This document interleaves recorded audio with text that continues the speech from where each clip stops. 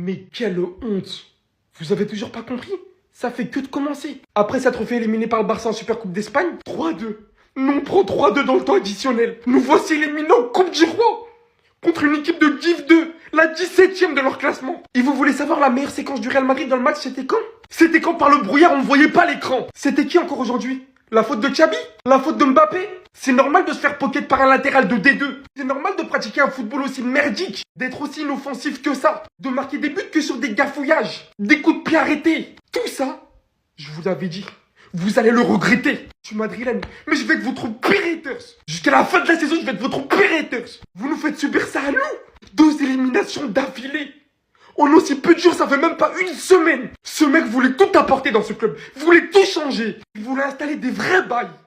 Il a fait face à des enfants. Maintenant, vous me faites critiquer le football d'un mec qui n'a rien demandé. Parce que vous pensiez quoi?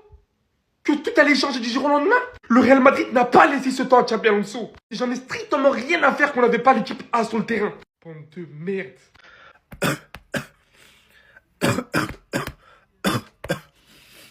Waouh! Vous voyez ces humains-là? Ils vont me tuer un jour. Dites-moi que c'est une blague. Le Real Madrid est éliminé de la Coupe du Roi. Et par le 17e de Ligue 2. Waouh!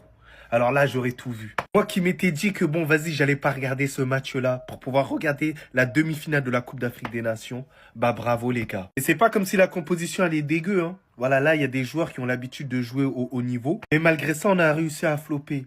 Mais comme je vous ai dit une nouvelle fois, il y a plusieurs joueurs qui n'ont rien à foutre au Real Madrid. Au final, Xabi Alonso, il a eu raison de se barrer. Vous êtes des pourris gâtés. Vous me dégoûtez. Vous me faites détester mon club limite. Tant que le Real Madrid va pas comprendre qu'il faut virer tous ces joueurs-là et enfin ramener des joueurs qui ont envie de se sacrifier pour ce putain de club, on gagnera pas de titre. On fera des saisons blanches. On sera pitoyable. On sera la risée de l'Europe. Vous allez le voir, on est pire que le Paris Saint-Germain à l'époque. Parce qu'encore le Paris Saint-Germain, ils arrivaient à remporter des titres à la fin un tout petit peu.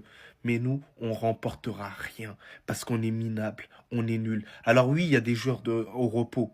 Oui, il n'y a pas de souci. Mais contre une deuxième division, 17e du classement, eh bah bravo les gars. Merci pour tout ce que vous avez fait. Merci beaucoup.